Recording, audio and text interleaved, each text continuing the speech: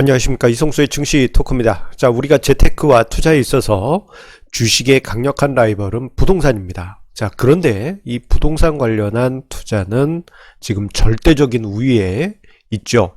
자, 그러다 보니까 이 부동산 시장 과열에 대해서 정부에서는 그 과열을 잡기 위한 여러 가지 정책을 내고 있습니다만, 핵심 지역 같은 경우에는 마치 약을 올리기라도 하듯이 완만한 상승세가 이어지는 모습도 나타나고 있습니다.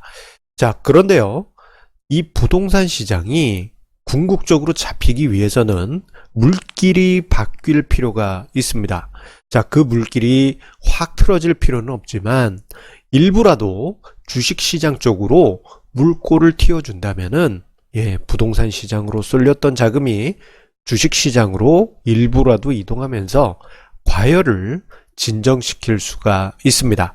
자, 이 부분에 대해서 오래전부터 이야기를 증시토크에서 하고 싶었습니다만 좀 오랫동안 좀 주저주저 했던 부분이 있습니다. 자, 그런데 최근에 한국은행이 기준금리를 인하하면서 또다시 부동산 과열 우려가 커지고 있는 상황이기 때문에, 자, 오늘 증시토크에서 진지하게 다루어 보도록 하겠습니다. 자, 일단 시작에 앞서서요, 오늘 증시 토크에 대해서 정치적인 해석을 하지 말아 주셨으면 하는 그러한 부탁 당부를 드리도록 하겠습니다. 자, 이게 이제 정책적인 이야기가 나오다 보니까 이제 정치적인 해석과 더불어서 극단적인 어떤 답글들이 달릴 수도 있기 때문에 그 우려감이 있어서 시작 초입에 정치적 해석을 자제해달라 부탁을 드리겠습니다. 자, 본론으로 들어가도록 하겠습니다. 생각해보면 2013년부터 부동산 부양책이 시작되었고, 그로 인해서 부동산 시장이 2013, 14, 15, 16, 17, 18 6년에 걸쳐서 상승장이 지속됐고, 지금 현재도 핵심 지역의 강세는 지속되고 있습니다. 거의 지방 쪽에 계신 분들까지도 그 지역의 부동산을 매각해서 서울로 뛰어오는 그런 모습까지도 관찰되고 있다 보니, 자, 현 정부에서 대책들을 쏟아내고 있지만 핵심 지역의 열기가 계속 이어지고, 자, 이런 핵심 지역의 열기로 인해서 사람들이 계속 몰리는 그런 모습이 반복되고 있습니다. 자, 몇 년 전까지만 하더라도 돈이 없다는 이유로, 돈이 있는데도 없다고 이야기해요. 자, 제 지인들 같은 경우도 부동산 시장에서 전혀 관심을 갖지 않았는데, 최근에는 돈 한 3, 4억 빚지는 것에 대해서 전혀 부담을 갖지 않고 강남으로 가야 되겠다, 이렇게 이야기하는 지인들이 생각보다 많이 늘었습니다. 그만큼 가계 자산이 지금 서울 핵심 지역으로 쏠려가려고 하는 그런 모습이 나타나고 있는 것이죠. 자, 그런데 이러한 부동산 시장의 어떤 이러한 수요를 억제하기 위해서는요, 근본적으로 주식시장으로 물꼬를 조금이라도 튀어놓을 필요가 있습니다. 자, 이 물길이라고 하는 것이 신기한 것이, 한번 물길을 잡아주게 되면은 그쪽으로 물길이 점점 굵게 흘러가는 경향이 있습니다. 자, 우리 대학 시절 농화를 가보거나, 아니면은 이제 농촌에서 농사를 지어 보시는 분, 또는 군대에서 이제 여러 가지 배수로 작업을 해보게 되면, 이 물길을 살짝만 뚫어도 이렇게 쭉 흘러가던 물이 큰 물줄기가 새로운 물길로 이렇게 확 꺾이는 그런 모습이 나타나는 것처럼 말입니다. 자, 주식시장으로의 물길 이전, 요 부분은 아주 중요할 수밖에 없습니다. 자, 그도 그럴 것이, 현재 우리나라 가계의 경우에는, 자, 솔직히 투자할 곳이 없다라고 이야기하신 분들이 거의 대부분입니다. 돈이 있다 하더라도 부자가 되고 싶은데 투자할 곳이 없다, 이렇게 이야기하는 것이 현실이죠. 자, 생각해보면 우리 가계에서 투자할 만한 투자 대상, 대표적인 세 가지, 부동산과 은행 예금 그리고 주식, 이렇게 비교를 해보게 되면요, 은행 예금 같은 경우에는 너무 이자가 낮다 보니까 부자가 되기 위한 어떤 투자 수익률을 기대하기가 현재로서는 어려운 상황이고, 주식시장 같은 경우에는 위험하다라는 고정관념이 매우 강하고, 그리고 주변을 보더라도 패가망신했네, 유명한 연예인이 주식 투자해서 망했네, 이런 이야기들이 가득하다 보니 주식시장을 피하려고 하는 그런 본능이 강합니다. 그뿐만 아니죠. 여러 가지 금융회사에서 판매한, 최근에 은행에서는 DLS 파문이 일기도 했었는데, 금융회사에서 판매한 어떤 새로운 투자 대상들이 불미스러운 상황들이 반복되다 보니, 투자할 곳이 없다 하면서 결국 가는 곳은 부동산이었던 것이 현실입니다. 자, 그러다 보니, 작년 연말에 나온, 올해 초에 이제 발표가 된 자료인데요. 가계금융복지조사, 요 자료에 따르면요. 작년 연말에 나왔군요. 자, 이 자료를 보게 되면은, 우리나라 가계의, 자산 구조에서 75%가 실물 자산입니다. 75%가 실물 자산인데, 이 실물 자산 중에 거의 대부분이 부동산이에요. 우리나라 가계의 거의 대부분이 4분의 3의 자산이 부동산에 들어가 있다고 해도 과언이 아닙니다. 25%는 예금 또는 전세보증금, 금융자산에 보증금이 들어가요. 참 이게 그것까지 부동산으로 생각하면 거의 대부분의 자산이 부동산에 잡혀 있다고 해도 과언이 아니죠. 참 안타까운 현실이 아닐 수 없습니다. 자, 그렇기 때문에 지금 어떤 부동자금 흐름, 그리고 자산시장의 흐름에서 지금 상황을 보게 되면은 부동산에서만 계속 맴맴 도는 이런 모습을 관찰하게 됩니다. 부동산 투자하셨던 분들은 매각하더라도 그 돈으로 다른 부동산을 살려고 하고, 어떤 새로운 투자처를 찾지 못하는 게 현실이죠. 자, 지금 화면상에 조금 전에 보셨던 물 흐름처럼 돈이 맴맴 돌지 밖으로 나가지 못하는 것이 현실입니다. 하지만 주식시장의 물꼬를 터주게 되면요, 이렇게 고여있던 물들이 다양한 곳으로 멀리 움직일 수가 있습니다. 단순하게 한 곳에 돈이 고여가지고 맴맴 돌았던 것이 아니고, 어딥니까? 시냇물로도 가고, 대류를 해가지고 산으로도 가고, 지하수로도 가고, 주식시장을 통해서 멀리 퍼져나갈 수 있는 것이에요.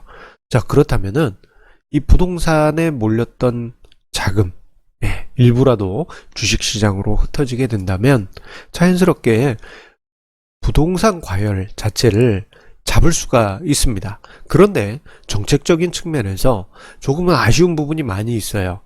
그래서 저의 이야기가 정책에 반영될 리는 전혀 없겠습니다만, 그래도 우리 애청자님들과 저의 생각을 공유하기 위해서 몇 가지 정책적인 제안을 오늘 증시 토크에서 이야기를 드리도록 하겠습니다. 자, 그 정책적 제안은요, 세 가지입니다. 어떻게 보면 단기, 중기, 장기 관점으로 볼 수 있겠는데요. 자, 이 앞서 언급드린 대로 이 주식시장의 물꼬를 트는 것과 마중물은 처음에는 미약하더라도 오랜 시간이 지나게 되면은 큰 물줄기가 될 수가 있습니다. 자, 이를 위해서 첫 번째로는 상장 주식 양도세 추진이라든가 대주주 범위 확대, 이 부분을 전면 보류를 하였으면 하는 게 저희 생각입니다. 자, 올해 연말 기준으로 해서 한 종목에 10억 가진 투자자는 대주주 요건에 해당되게 되고, 내년 3월 안에 매도할 경우에는 이제 여러 가지 대주주에 따른 그러한 세제 기준, 양도세 기준이 적용이 되게 되죠. 자, 그런데 보게 되면은 작년까지는 15억, 올해 연말 기준으로는 10억, 내년 연말 기준으로는 3억으로 낮아지면서 실질적으로 대주주 요건이 점점 확대되게 됩니다. 자, 그러면서 지금 국회에서 계류 중에 있습니다만 상장 주식 양도세 전면 시행까지도 지금 걸려 있다 보니 이게 상대적으로 부동산 시장과 세금 측면에서 비슷한 게 아니냐. 예. 이러한 부담이 있는 것이 사실입니다만, 상장 주식 양도세를 전면 보류를 하게 될 경우에는, 예. 세제 측면에서 주식 시장이 부동산 시장보다 우위에 있는, 예. 그런 모습을 보일 수 있기 때문에, 이 부분은 당장에도 효과가 있고, 중장기적으로도 효과가 있을 것입니다. 대신에 이제, 나중에 주식시장이 충분히 상승한 후에는 양도세를 단계적으로 실행하더라도 물꼬를 트여주는 측면에서 상장주식 양도세 일단 보류하는 것이 필요하지는 않을까 저는 그렇게 생각하고요. 두 번째로는 무조건 주식시장으로 갈 경우에는 오히려 부작용이 나올 수도 있습니다. 가자 하면서 막 폭등했다가 폭락해버리면 이건 오히려 안 하는 이만 못한 상황이지 않습니까? 장기적인 수익률을 만들 수 있는 토대가 필요한데, 그러기 위해서는 자산 배분 전략이 적용된 여러 가지 금융상품이나 펀드들에게 세제 혜택을 줘서 차익에 대해서 완전 비과세를 해준다든가 이런 파격적인 혜택을 제공하게 될 경우에는 자산 배분 전략을 이용해서 우리 국민들이 투자 수익률을 높이는 그러한 계기도 마련해 볼 수 있는 것입니다. 자, 이러한 자산 배분의 효과는 최근에 국민연금에서도 오랜 기간 꾸준히 수익이 쌓여오면서 그 효과를 보여주고 있다는 점에서 무시할 수 없는 효과입니다. 최소한 은행이자보다 훨씬 높은 수익률을 장기적으로 만들 수 있기 때문입니다. 자, 그리고 이건 어떻게 보면은 장기적인 계획인데요. 중고등학생에게 투자 교육을 의무화했으면 하는 것이 저의 생각입니다. 자, 어려서부터 황금을 보기를 돌같이 하라라고 그렇게 배워서인지 투자나 여러 가지 금융 지식이 전혀 없는 그런 분들이 정말 많습니다. 자, 30대가 거의 다 돼서 20대 후반 또는 30대 초반에 사회에 나왔을 때 금융 지식이나 투자 지식이 전혀 없다 보니 월급을 받는 순간부터 해서 잘못된 투자 결정을 내리는 경우가 다반사입니다. 그래서 저는 중고등학교 이때부터 투자 교육을 의무화했으면 하는 그런 생각이 있고요. 만약에 가능하다면 수능에서 필수, 이건 뭐 꿈 같은 일입니다만 수능 필수로 잡고 거기에는 이제 자산 배분 전략도 중요한 전략으로 그렇게 이제 문제 넣어준다면 우리 이제 학생들 대학교만 가도 아마 본인들의 부모님이나 본인들의 할아버지 할머니보다도 훨씬 높은 금융 지식을 탄탄하게 가지고 있을 거라 생각합니다. 그렇게 되면 자연스럽게 뭐 돈이 없어서 아직은 부동산을 못 사지만 이렇게 재산을 불려서 투자를 해서 키워가면 뭐 나중에 부동산을 산다든가 아니면은 뭐 부동산 투자하느니 다른 방법으로 투자해서 부를 키우겠다. 이러한 그림을 장기적으로 그려볼 수 있는 것입니다. 자, 이러한 과정을 거치게 된다면 자연스럽게 부동산에서 자금이 일부라도 다양한 투자 대상으로 주식시장과 다양한 투자 대상으로 옮겨갈 수 있는 여지가 마련이 되겠죠. 자, 그렇다면 지금의 과열된 부동산 시장은 어느 정도 안정이 될 수 있을 것입니다. 다만 이를 위해서 투자자와 금융회사들에게 좀 부탁 당부 드리고 싶은 것이 있습니다. 뭐 정책적으로는 좀 힘들 것 같습니다만 왜냐하면은 예전 모든 정부들이 이 주식시장에 대한 정책이 조금 아쉬운 부분이 많이 있어요.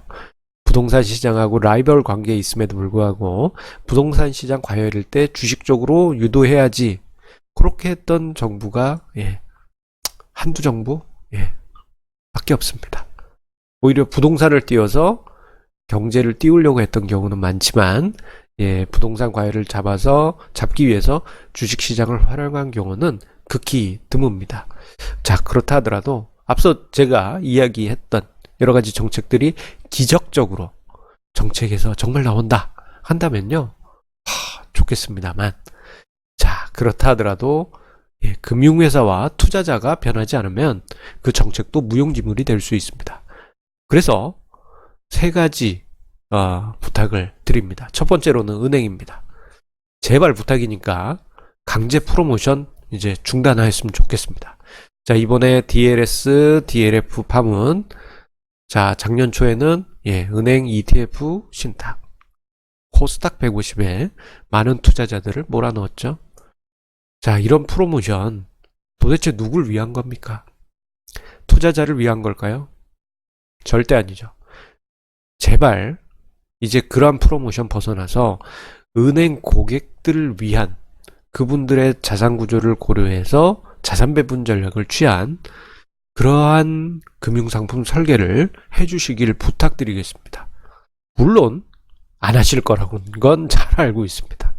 하지만 그것을 바꾸는 은행장님, 금융지주 회장님 꼭 등장하시길 부탁드리겠습니다. 자, 그리고 두 번째로는 증권사들은 고객 수익률 우선 정책으로 회사의 운영 정책을 싹 바꿔주셨으면 합니다. 자, 어차피 증권사는 매매 수수료가 결국은 거의 제로 포인트로 떨어질 수밖에 없어요. 매매 수수료 제로는 이제 전 세계적인 대세지 않습니까?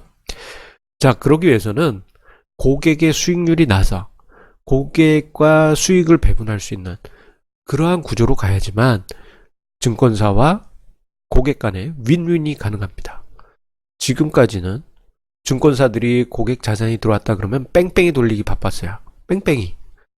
공중삼회전. 이 생소하실 수도 있는데 매매를 계속 반복시켜서 매매 수수료를 따먹는 겁니다.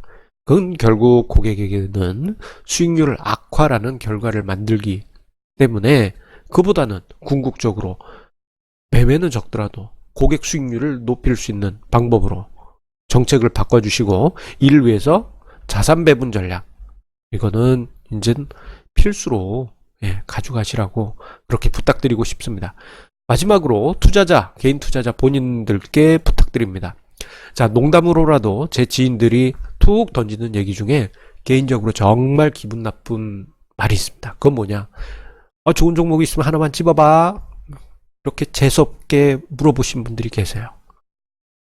그게 그분 본인들한테 아무런 도움이 안 돼요. 제 지인분들이 제 영상을 지금 보시면서 나도 그랬는데 나한테도 기분이 나빴나? 그렇게 생각하실 수도 있는데요. 맞아요. 정말 기분 나빴어요. 대신에 이제 제가 잘 표현 안 해서 그래요. 그러니까 제발 부탁이니까 한 종목만 찝어봐 이렇게 얘기하지 마세요. 투자에 전혀 도움이 안 됩니다. 생존 자체도 알 수 없고 투자 수익률은 보장할 수도 없어요. 이제부터라도 분산 투자, 자, 개인 투자자분들 필수적으로 하시고 자산 배분 전략 여기서 또 나오는데 꼭 지키십시오.